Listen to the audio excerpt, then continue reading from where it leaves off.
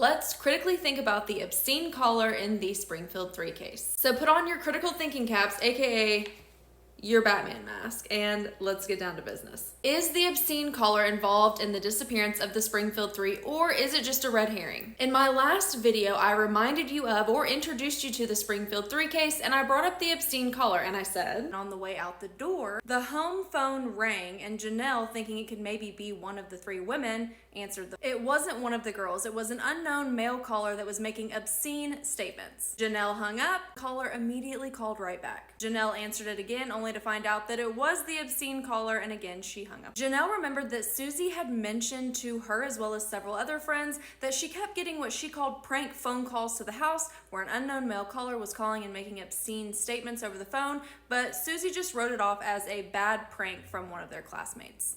The obscene caller could be a total red herring and have absolutely nothing to do with the disappearance of the Springfield 3. It could be as simple as that. The caller had no idea what had just occurred at that house and had impeccably bad timing in making their prank phone calls that morning. Reality is crazier than fiction. Red herrings happen all of the time in cases, and it is very important to always keep that in mind. But for critical thinking purposes, if the obscene caller was involved, why would they be calling the house knowing that the 3 were obviously not there? Was it because the caller wanted to see if anyone had gone by the house? Or was it because the caller in fact knew that Janelle and Mike were inside of the house? If the obscene caller was involved and called because they knew that Janelle and Mark were inside of the home, things get far more interesting from that critical thinking standpoint. Why? Because in 1992, cell phones weren't really a thing. Nokia presented the first publicly available cell phone in November of 1992,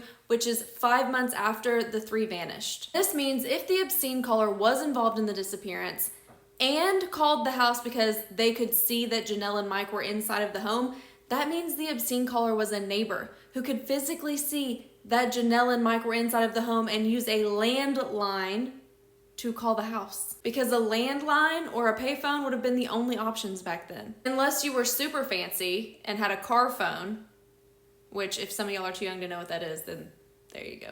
Though I should point out for critical thinking purposes that the caller did not call the house again later on in the evening when Stacy's mom, Janelle, and Mike went back inside of the home to look around. Let me know what you think about the obscene caller in the comment section. Thanks for choosing facts over fuckery. Make sure to like and follow for more, and I will see you guys on the next video.